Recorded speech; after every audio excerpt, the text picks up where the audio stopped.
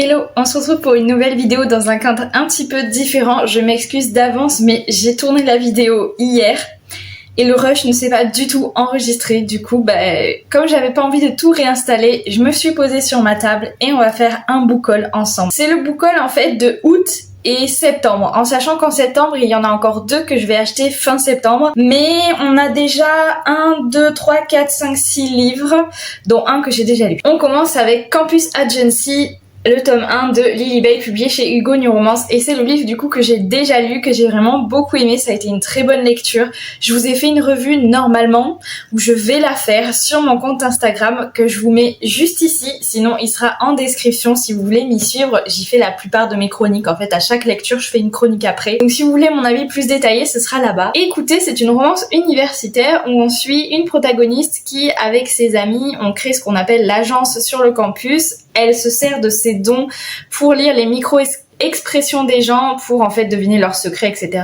Et elle propose des services pour les étudiants qui ont besoin d'aide pour les infidélités, ce genre de choses. Et elle va avoir comme client Cameron, qu'elle n'aime pas du tout parce qu'il lui a volé un de ses cours qu'elle voulait absolument, qu'elle avait plus de place. Il va venir vers elle et il va lui dire qu'en fait son professeur essaye de le saboter et qu'il a besoin d'aide. C'est le plot et franchement c'était une bonne lecture. Ensuite j'ai acheté Love Theoretically de Ali Hazelwood, publié chez Hauteville. C'est la 3e romance scientifique de cette autrice. J'ai déjà lu The Love Hypothesis et Love on the Brain. J'ai déjà fait des chroniques sur mon compte Instagram toujours. Ici, si je me souviens bien, on va suivre une jeune femme qui rêve d'être scientifique en gros, et il y a le bureau dans lequel il y a ses compétences qui va ouvrir un nouveau poste, sauf que ce sera elle contre le disciple de ce professeur qui est juste ici, et du coup ça va être un Rivals to Lovers pour avoir le poste. Voilà, donc j'en sais pas beaucoup plus, mais je pense que je vais aimer et j'ai hâte de le lire. Dans un tout autre registre, je me suis enfin acheté Un passé englouti de Avaril, publié chez De Saxus, dans cette très belle édition collector que je vais vous montrer, avec illustration bien sûr. Voilà, je l'ai eu pour Vinted, sur Vinted, donc je suis très contente parce que c'est un titre qui me tentait depuis longtemps et j'espère vraiment pouvoir le sortir cet automne, parce que c'est clairement un titre pour l'automne, de Dark Academia, pardon. Je n'en sais pas grand chose. De ce que je me souviens du résumé que j'ai lu il y a longtemps, on suit 2 élèves qui ont le même professeur un peu particulier dans une école du coup Dark Academy, et ils vont faire une enquête sur lui, sur ses secrets, et du coup je pense que ça va être un Rivals to Lovers parce qu'ils sont tous les 2 le disciple un petit peu de ce professeur et j'imagine qu'ils aimeraient tous les 2 avoir sa place plus tard. J'en sais pas beaucoup plus, mais apparemment c'est très spécial et c'est surtout une lecture très immersive, donc j'ai vraiment hâte de m'y plonger. Ensuite j'ai craqué pour Immortal Consequence de Ivy Marie, publié chez Pocket Jeunesse, dans cette encore très belle édition. Franchement, les éditions françaises maintenant elles se donnent. Bon, faut mettre le prix, mais c'est très très beau. Voilà, on a même une carte au niveau de la jaquette juste ici. On est encore sur quelque chose d'écolier, mais très différent quand même. Ici on va suivre Wendy, me semble, non, Ren, je sais pas comment ça se prononce, W-R-E-N, qui décède malheureusement, mais qui finit dans l'école pour les passeurs d'âmes. Donc elle devient une élève de cette école et c'est pour aider du coup les personnes qui meurent à passer dans l'au-delà.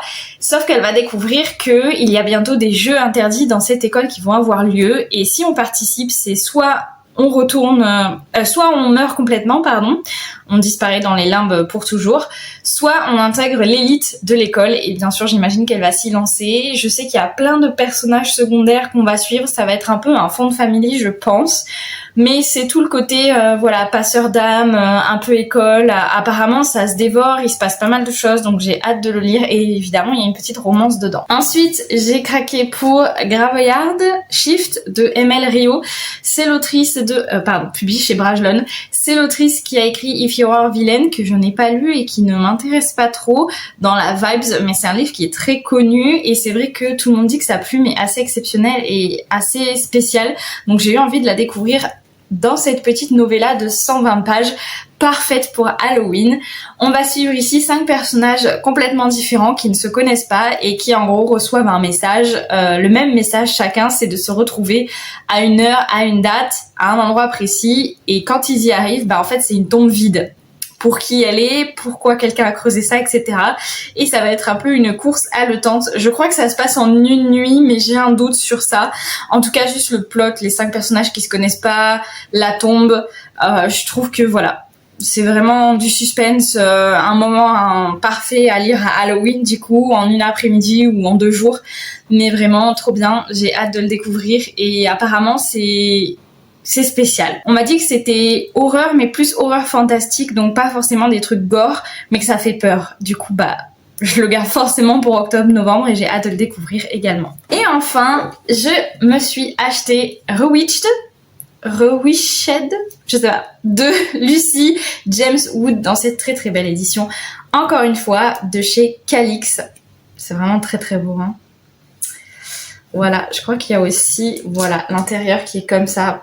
Bon, comme j'ai dit, on y met le prix, mais ça vaut le coup, c'est très très beau. On a la même chose de l'autre côté, voilà. Ici, on est sur une cozy fantasy qui a très très bien marché dans les pays anglophones. Je sais plus si c'est États-Unis, mais je crois que c'est Angleterre. Et ça faisait très longtemps du coup que ça me faisait de l'œil, mais je sais qu'avec cette lecture, en tout cas des avis, c'est vraiment soit on adore, soit ça a pas du tout passé. C'est qui tout doux. Donc dans cette histoire, on va suivre. Il n'y a pas le prénom. Belle. Pardon. Dans cette histoire, on va suivre donc Belle qui va bientôt avoir 30 ans. Je crois qu'elle a 28 ou 29. C'est une sorcière qui cache ses pouvoirs du coup au monde des humains et elle est libraire. Elle aime vraiment sa petite vie, toute tranquille, toute mignonne. Sauf que justement, à l'arrivée de ses 30 ans, elle reçoit une convocation de son coven de sorcières qui lui dit que là, c'est le moment en fait. Faut prouver ta valeur, faut prouver ta valeur en tant que sorcière, faut que tu montres à quel point t'es douée et tout, sauf qu'elle panique parce qu'elle a jamais su vraiment contrôler ses pouvoirs, ni les utiliser à bon escient comme il faut. C'est pas son truc. Je pense qu'elle préfère même être humaine que sorcière.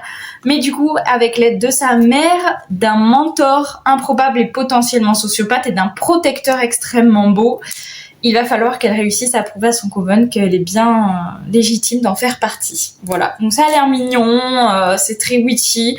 Bon, c'est un parpaing quand même, il fait un peu plus de 400 pages, mais j'ai hâte de le découvrir et surtout la cozy fantasy, c'est devenu un de mes genres préférés, donc j'espère que ça passera avec moi. Du coup, je vais acheter ce titre-là et ce titre-là qui sortent en septembre, donc celui-ci est déjà sorti, mais j'attends le 20 septembre pour aller l'acheter et celui-ci sort le 25, c'est le tome 3 du coup de Emily Wilde qui est ma cozy fantasy préférée à l'heure actuelle.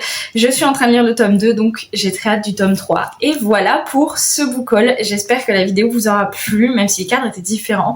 N'hésitez pas à me dire en commentaire s'il y a un de ces livres que vous avez lu, que vous avez aimé ou pas. Sur ce, moi je vous souhaite de bonnes lectures et je vous dis à vendredi prochain.